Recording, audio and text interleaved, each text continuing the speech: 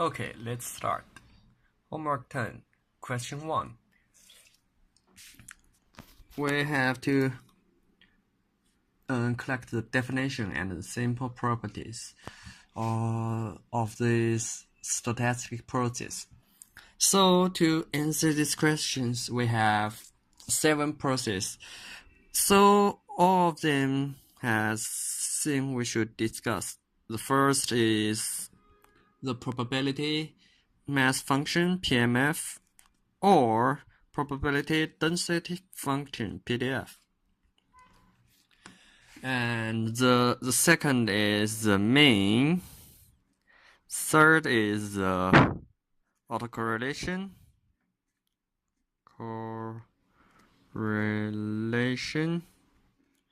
And this means because we have mean and autocorrelation, so we have also can get the autocovariance because this equals to autocorrelation minus mean square. So once we get the mean and once we get the autocorrelation, we get the autocovariance. And so let me start the first small question. Poisson process. This Poisson process may be the most fundamental stochastic process we need to discuss because all the following process are start at the Poisson process. So we should discuss the definition of the Poisson process. We define the Poisson process by the following properties. The first one is we have the number of T1 to T2 of points Ti, and this in the interval T1 to T2. This we have the length equals to T equals to T2 minus T1.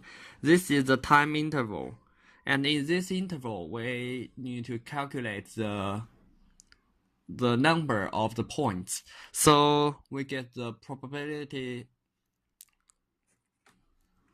function of this is the points in T1 and T2 equals to K equals to a Poisson process. This is K factorial lambda T K lambda Tk, and this is the first property. In the interval T1 to T2, the number of the points Ti equals to this. And the second property is if we have two intervals T1, T2, and the second interval T3 and T4, if they not overlapping,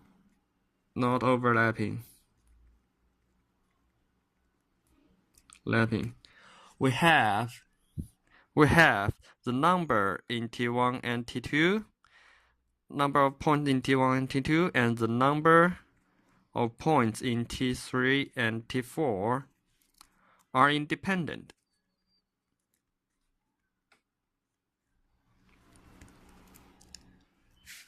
And the third one is if we consider the most general, most special cases that we start at t equals to 0 and then go to far away. That means it was a Poisson point. We should know that the xt now becomes to n to z to t. This is the Poisson point. And from these three properties, we define the Poisson process. And we get the probability mass function. It's the first order. Is the probability of xt equals to k equals to e of minus lambda t k factorial under the lambda t k. And this is the PMF. And we should now the second one, the mean, equals to the mean of x t equals to, now we do, from this we do the derivatives, which means do the derivatives. Let me see how to calculate this, because this one, the sum of infinity to k to 0 and of the from e minus t k factorial lambda t k equals to 1. So we put this to here. Now this is e lambda t and k equals to 0, k and lambda t k equals to e lambda t. So we do the derivative of k. Do the derivative of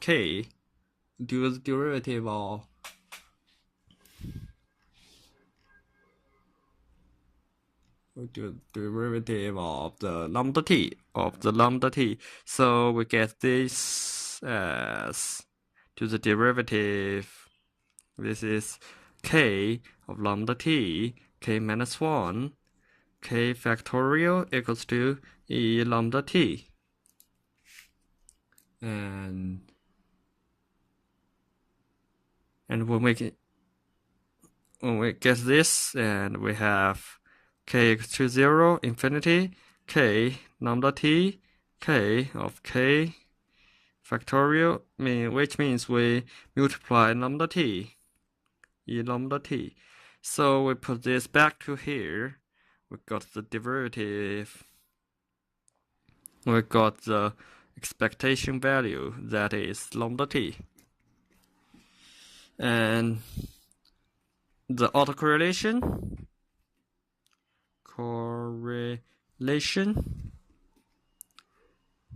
which is r t1 t2, and which is the expectation value of x t1 and x t2. This means we should, from this one, and we do it again, we have k squared lambda t, k minus 1, k factorial, and this is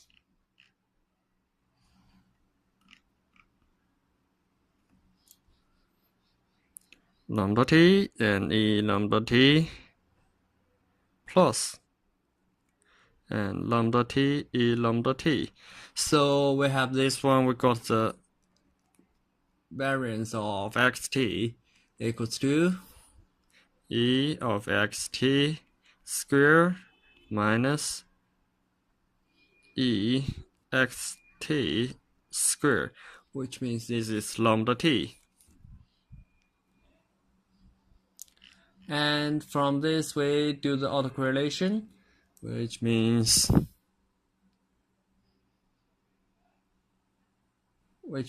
that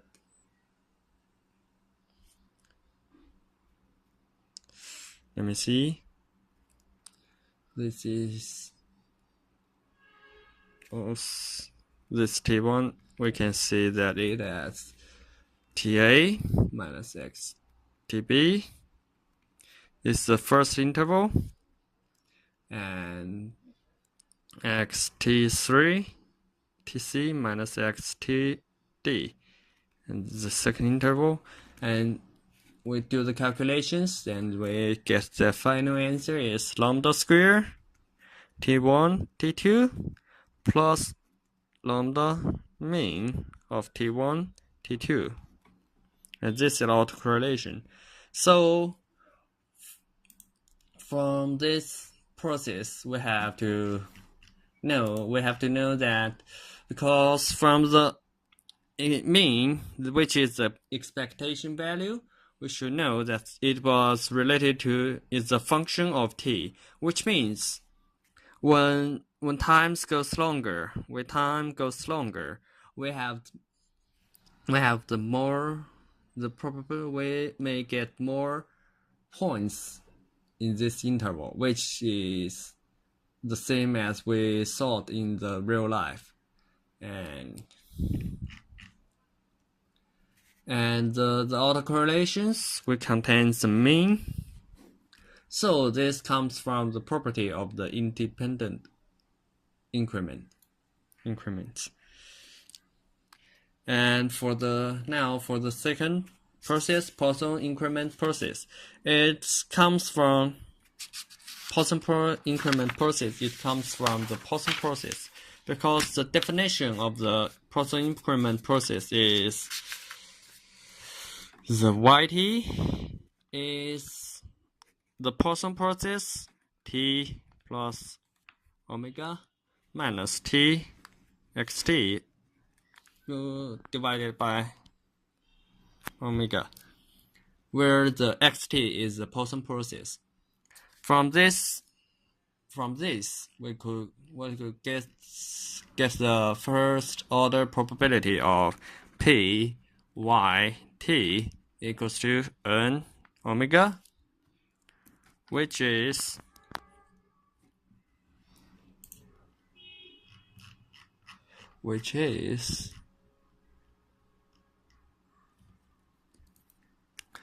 the probability of omega y t equals to n. So this is omega y t equals to xt plus omega minus xt. So we have this one. Equals probability of xt plus omega minus x omega equals to n. And this means in the interval of omega, we need to calculate this. So from the Poisson process, we could get the answer easily. The lambda omega k factorial lambda omega k. Oh, sorry. This is n, so it's n factorial, and this is also n. So this is the PMF. And the second one, we should know the mean.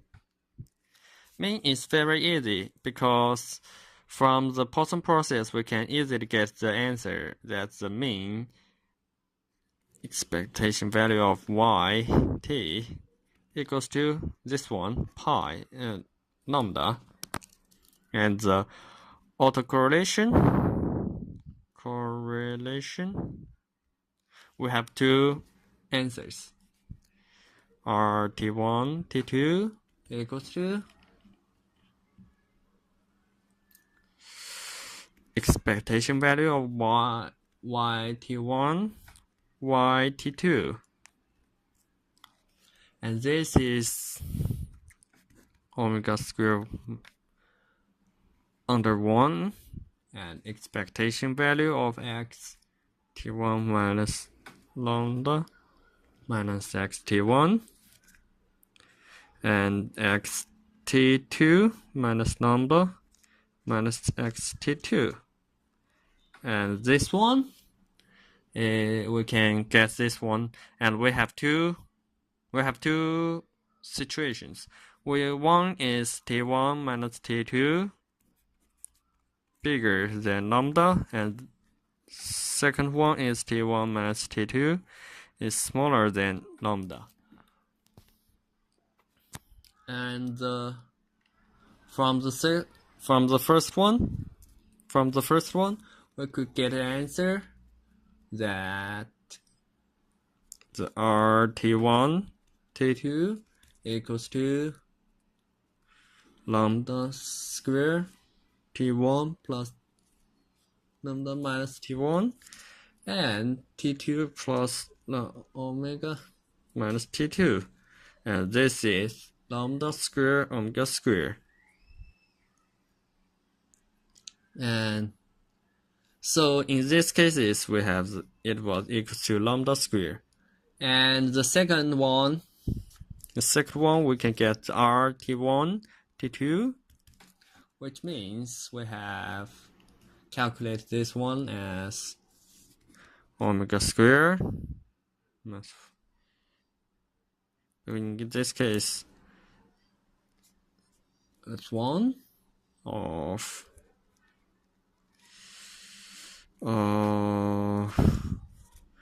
this is lambda square omega square plus lambda T1 minus T2 plus omega, which means the final answer should be omega square plus omega lambda minus omega square lambda T1 minus T2, the absolute value of T1 minus T2. So we have two situations of autocorrelation. The first one is lambda square, the second one is lambda square plus omega lambda minus omega square lambda T1 minus T2. So we can find it just depends on the difference of time. T2 smaller than omega, T1 minus T2 bigger or equal to and for the we discussed these situations that because the Poisson increment process comes from the Poisson process, it was introduced to prepare us to define the Poisson impulse response process, the next process we need to discuss. And from this one, we can know that the autocorrelation, it looks like a triangle. That's the triangle, the area should be lambda. And so when omega goes to 0, we can find it looks like an impulse response. So it was very useful in the applications. So we should go to the third one, the Poisson impulses. The Poisson impulses is defined that the ZT Poisson impulses, ZT equals to dxt divided to the derivative of t, and the xt is also a Poisson process. So we can find everything comes from the Poisson process. It looks like that it was x. It looked like this, and we should the definition of xt is the derivative of the Poisson process. So we don't have a definition of probability mass function. So we just start at the mean equals to E of ZT, which means do the derivative of E xt,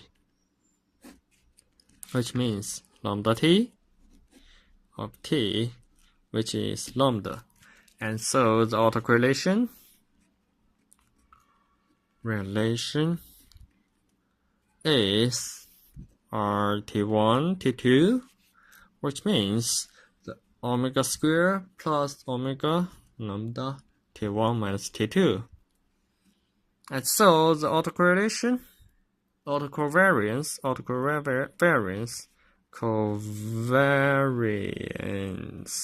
should be this one. CT1, T2 is RT1, T2 minus E square, which is lambda, the impulse response of T1 minus T2. So this one we can find that because the Poisson impulses has has a mean of lambda, and which means the autocorrelation, we can just transform it as zt minus lambda as a new process, and its mean equals to 0, and its autocorrelation T1 and T2 equals to lambda omega T1 and T2. We can find it was the definition of a white noise,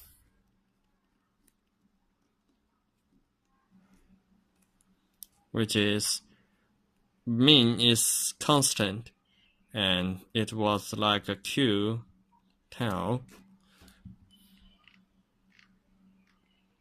So from the fourth question, the semi-random telegraph signal. So from the definition, we should first know the telegraph signal. We should put the 4 and 5 together because we have the first telegraph signal.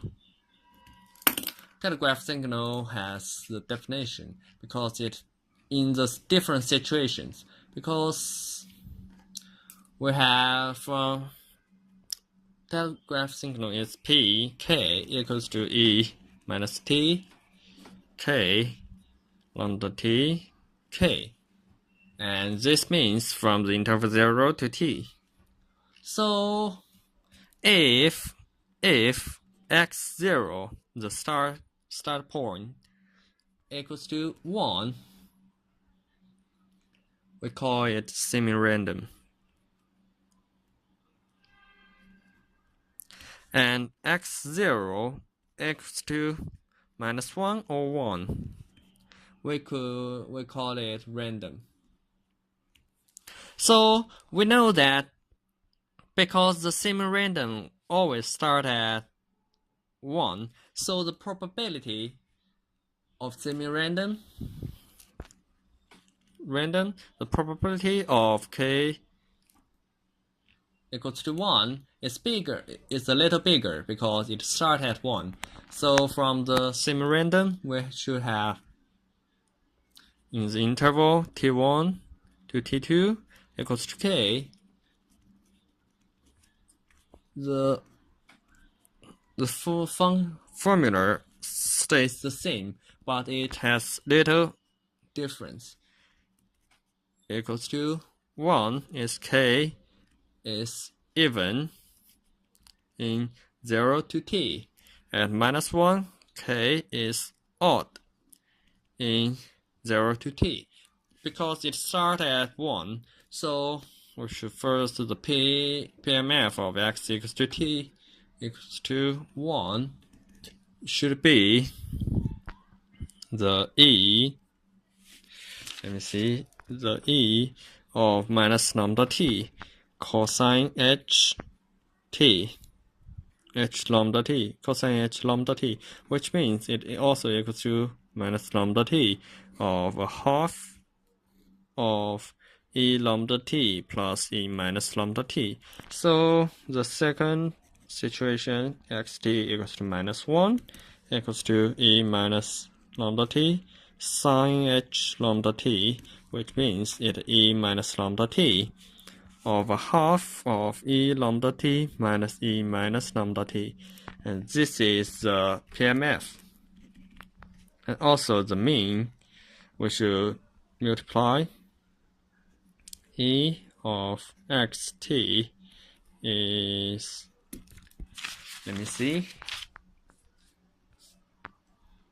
should be P1 minus xt equals to 1 minus -1 of probability of xt equals to -1, which means we multiply this together and we have E minus 2 lambda t. And the autocorrelation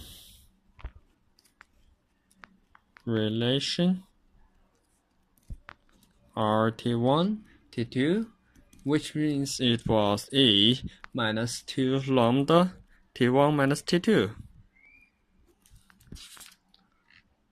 So we should know that because the semi-random process, because it start at 1, start at x0 equals to 1, so the probability of xt equals to 1 is a little bigger than a half. So, but when it goes to the infinity, it will nearly to the a half, and we know that the autocorrelation,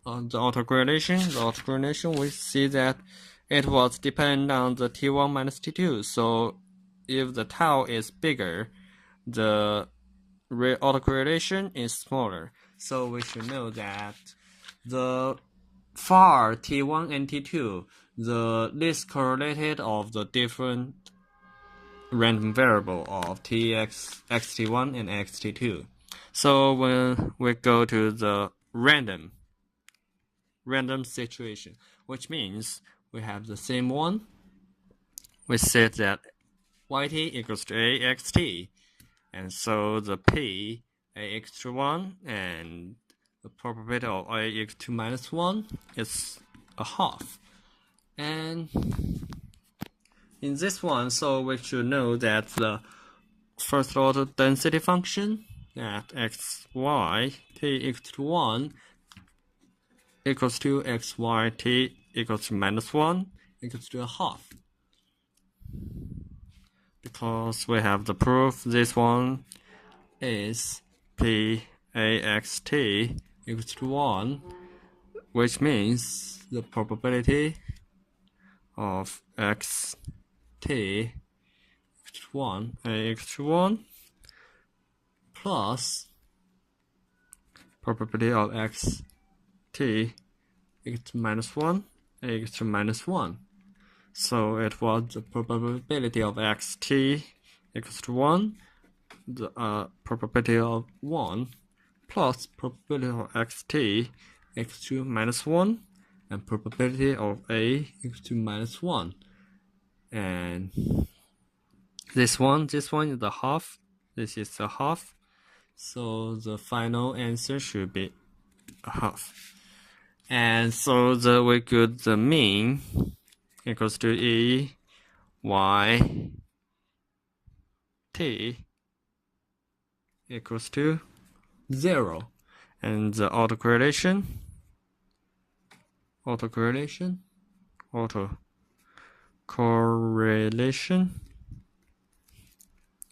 is rt1 t2 equals to e minus 2 lambda t1 minus t2. This is the same as the semi-random. So we should now discuss the random walk means random telephone signal means we start at the xt, maybe 1 and maybe minus 1. So we have this one, we have p y t equals to 1 equals to p y t equals to minus 1 equals to a half. So from this one we may discuss, because in different time we have the same probabilities, and the rt1, the mean, is equals to constant. This two is maybe we can guess that this process is the SSS, strict stationary process. And for the sixth one, the random walk. That means that in each step that each step is t. In each t, we have two situations. The first one is we got 1. The second one is with -1. So we should get the process that the final when go n steps. We have how many steps we have already go. So the answer should be k is the step that goes forward, and we go s step, k step, and minus we go backward step. The final answer should be 2k minus n step.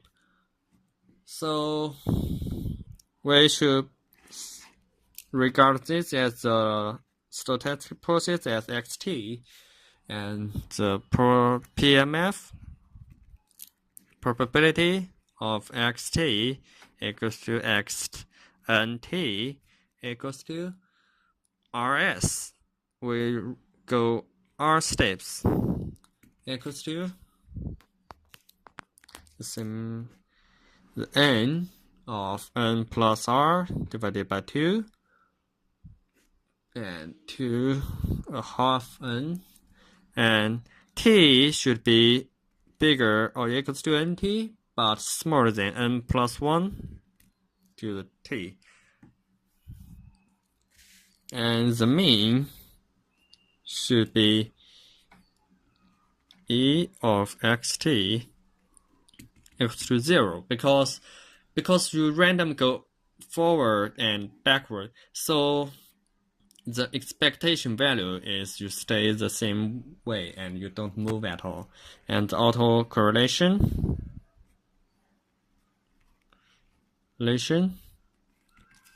is RT1 T2 equals to expectation of x T1 T2 T1 x T2, and this one is expectation value of xnt and xmt. So the final answer should be the mean of n and s squared.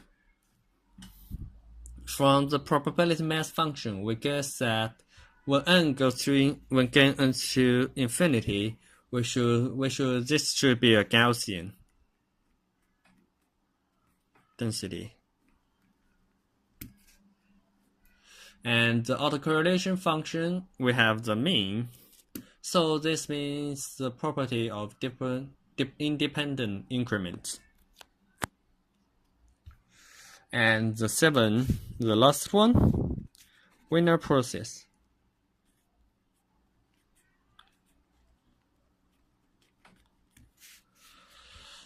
Wiener process is defined as a limiting process of random walk. It was to the limitation that s goes to 0 and t goes to 0 and n goes to infinity of xt, and which it also means the limitation s goes to 0 and s squared plus h circles equals to a constant alpha, and n goes to infinity is also xt. And this one we should know that the first order density function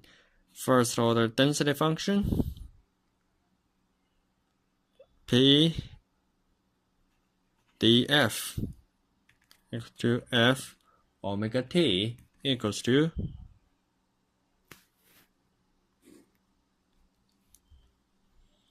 of 2 pi alpha t under 1 e minus 2 pi t omega squared. We can see that it looks like a Gaussian, just like we discussed before. It was a Gaussian. And the mean should be e wt is also 0, and the autocorrelation is r t1 t2 is also the mean of t1 t2 of alpha. So this is what we get to know. because we have to discuss this one, and this is all the seven stochastic process we need to discuss.